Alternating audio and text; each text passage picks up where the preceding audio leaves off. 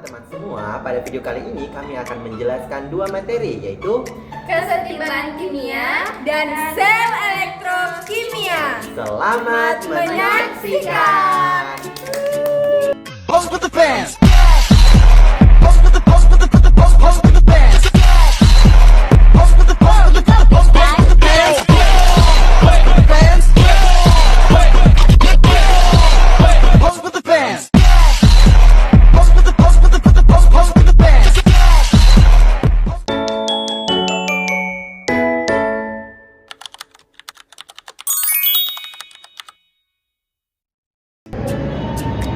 Kesetimbangan kimia adalah ketika keadaan laju reaksi maju sama dengan laju reaksi balik, sehingga konsentrasi dari produk dan juga reaktan itu tetap. Pada keadaan ini, reaksi tidak langsung berhenti, melainkan berlangsung secara terus-menerus. Nah, kesetimbangan kimia itu terjadi pada reaksi reversible atau reaksi yang berlangsung dalam dua arah. Nah, teman-teman semua, di sini saya akan menjelaskan tetapan kesetimbangan kimia.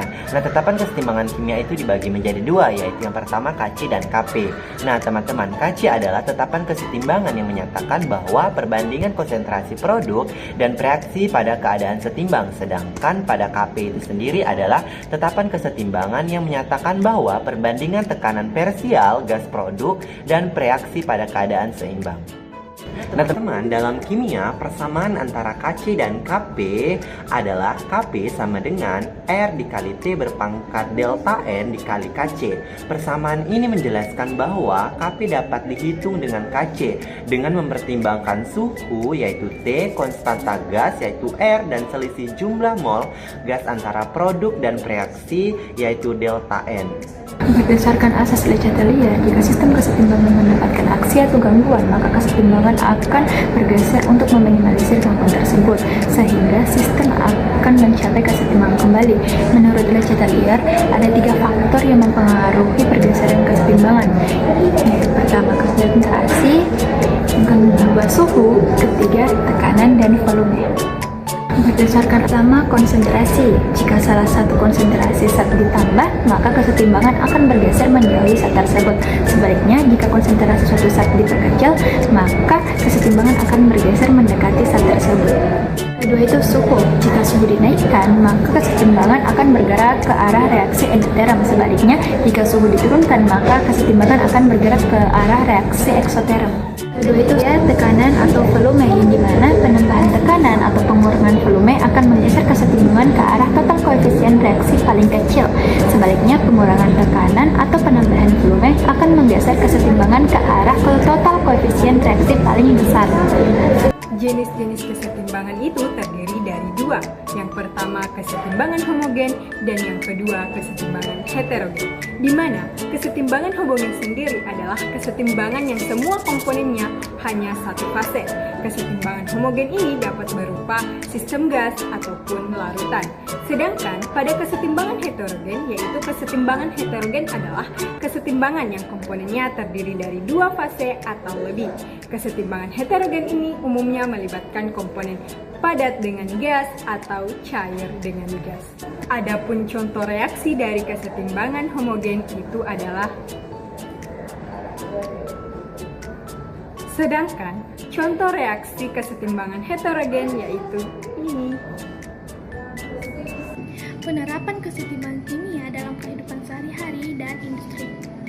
Nah, yang pertama, proses Haber pada pembuatan amonia. Kesetimbangan kimia digunakan untuk menghasilkan amonia dari nitrogen dan hidrogen. Amonia dimanfaatkan dalam pembuatan pupuk urea. Nah, yang kedua, pembuatan asam sulfat. Kesetimbangan kimia membantu menghasilkan asam sulfat lebih banyak. Asam sulfat digunakan pada aki dan industri pupuk.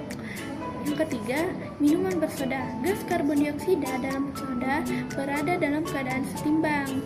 Saat botol dibuka, gas keluar membentuk gelembung. Yang keempat, dalam tubuh manusia, kesetimbangan kimia menjaga pH darah tetap normal agar tubuh tetap sehat.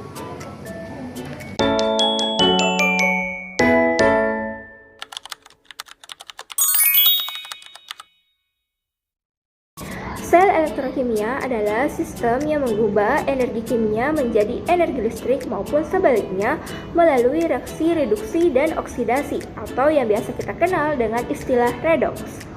Nah, pada sel elektrokimia itu terjadi perpindahan elektron, di mana terdapat dua elektroda.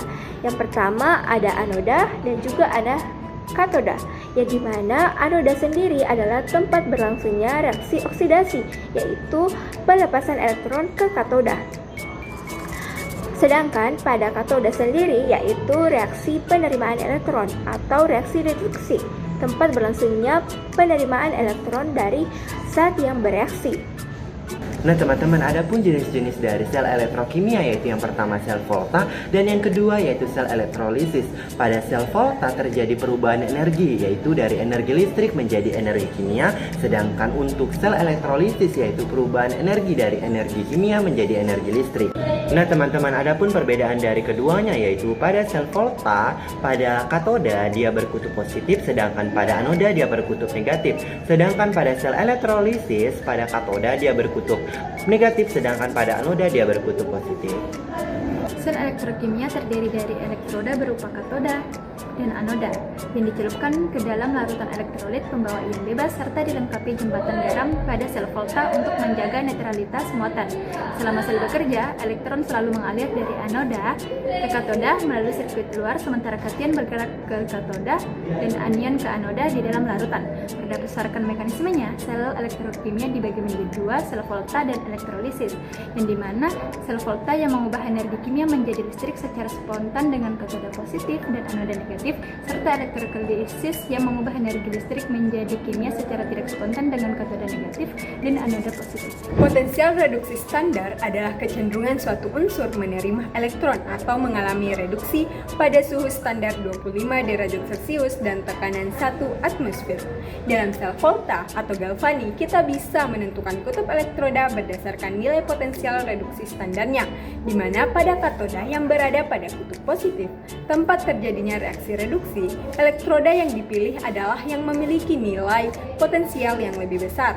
Sedangkan pada anoda yang berada pada kutub negatif, tempat terjadinya reaksi oksidasi, elektroda yang dipilih adalah yang memiliki nilai potensial yang lebih kecil. Untuk menghitung potensial sel standar dari suatu reaksi elektrokimia, kita selisihkan nilai potensial katoda dan anodanya. Dengan rumus, potensial sel sama dengan potensial reduksi dikurang dengan potensial oksidasi. Jika nilai potensial sel lebih besar daripada 0, reaksi sel berlangsung secara spontan. Namun, jika nilai potensial sel kurang daripada 0, reaksi tidak spontan, yang memerlukan di mana ini akan memerlukan energi luar agar bisa berjalan. Adapun faktor yang mempengaruhi potensial sel yaitu konsentrasi, suhu, tekanan gas, dan sifat kimia elektroda. Penerapan sel elektrokimia dalam kehidupan sehari-hari. Yang pertama, baterai dan aki. Baterai dan aki mengubah energi kimia menjadi energi listrik, seperti baterai pada remote dan aki pada mobil atau motor. Yang kedua, penyempuhan logam. Penyempuhan logam digunakan untuk melapisi logam agar lebih bagus dan tahan karat. Contohnya, perhiasan berlapis emas dan besi berlapis krom. Yang ketiga, korosi dan pencegahannya. Korosi adalah karat pada logam akibat udara dan air.